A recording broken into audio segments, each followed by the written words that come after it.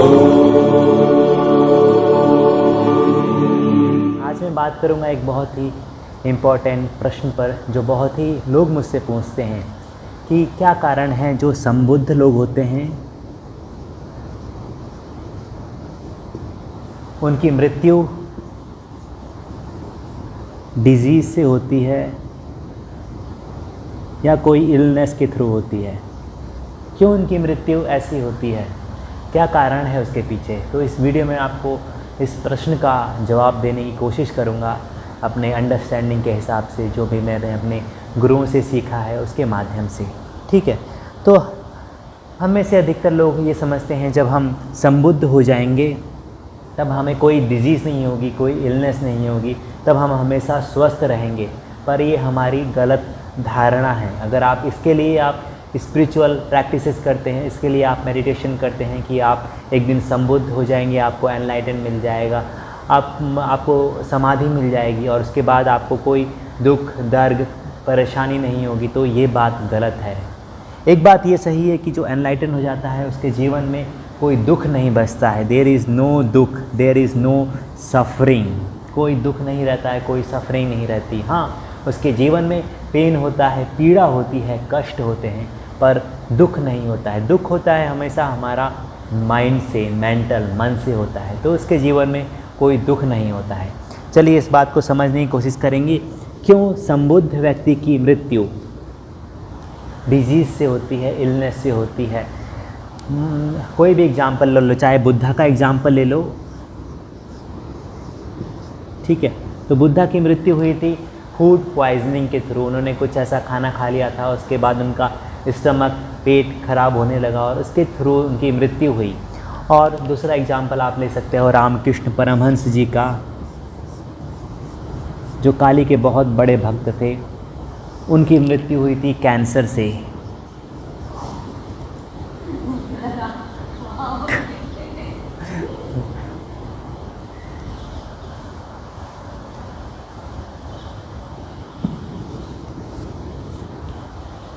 दूसरा एग्जाम्पल लेते हैं रामकृष्ण परमहंस जी का।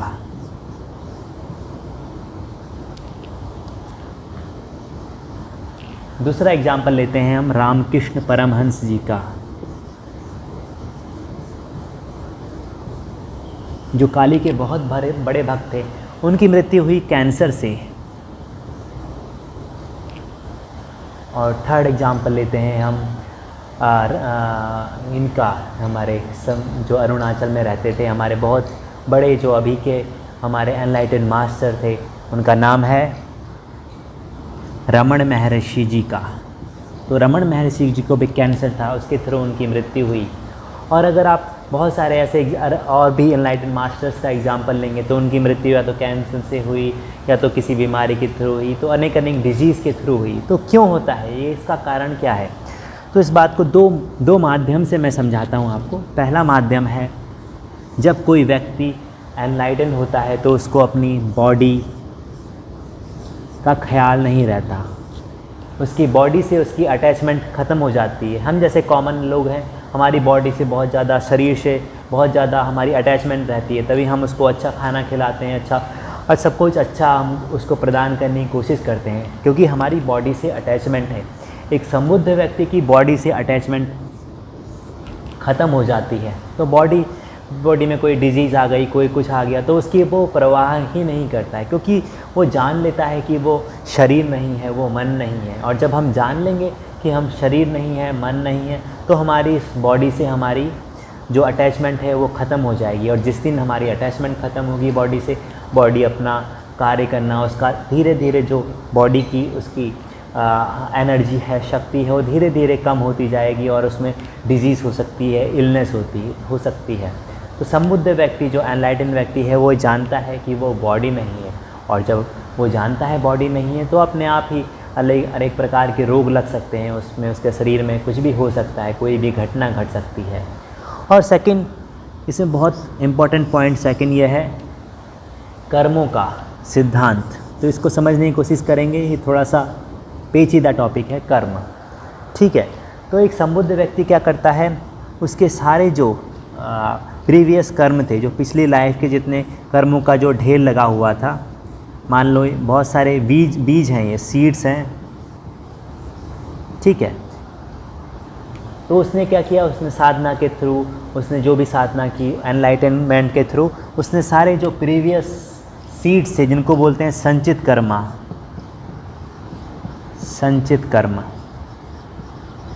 इन संचित कर्मों को उसने डिस्ट्रॉय कर दिया, उनको जला दिया। जितने सीड थे प्रीवियस वाले सारे जल गए, ठीक है। दूसरा कर्म है हमारा, जो हमारा आगामी कर्म है, आगामी कर्म। तो एक एनलाइटन जो संबुद्ध व्यक्ति है वो कोई आगामी कर्म नहीं बनाता है कि उसका कोई कर्म, वो कर्म नए कर्म बनाता ही नहीं है। तो ये भी ख़त्म हो गया हमारा।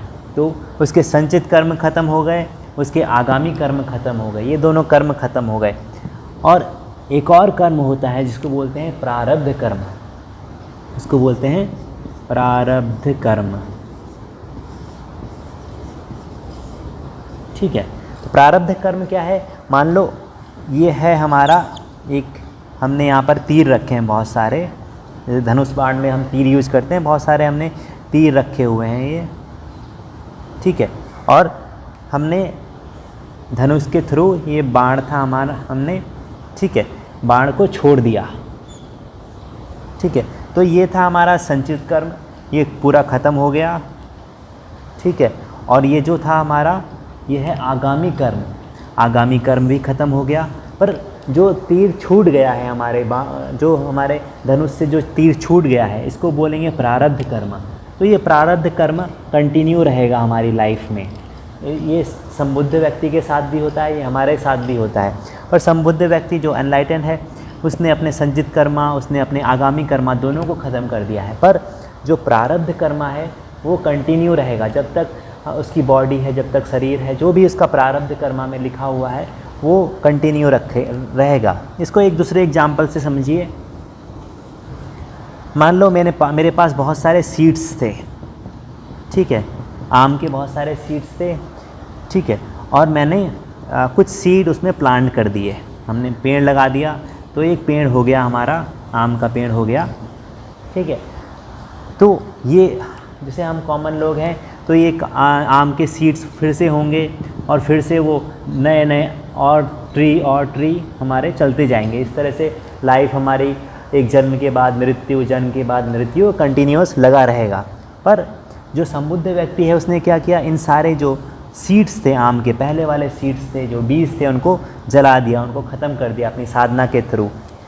और उसके बाद जो पेड़ है, ठीक है, पेड़ के कोई सीड्स, कोई फल नहीं हो रहे हैं अब, तो उसके आगामी कर्म भी ख़त्म हो गए, जो आने वाले कर्म है वो सारे ख़त्म हो गए।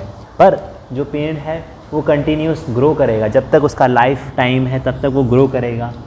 और जब उसका लाइफ टाइम, जब उसका ख़त्म हो जाएगा तो पेड़ अपने आप ख़त्म हो जाएगा। तो इसी तरह एनलाइटेड व्यक्ति होता है, तो पेड़ में बीमारियां हो सकती हैं, कुछ भी हो सकता है, तो उसकी वो परवाह नहीं करता है, कुछ भी हो जाए उसकी बॉडी में, क्योंकि उसको चिंता नहीं है, उसको फिक्र नहीं है, कोई दुख नहीं है। वो बस वो इंस्ट्रूमेंट की तरह बॉडी को यूज़ कर रहा है, जब तक बॉडी चलती है तब तक चल रही है।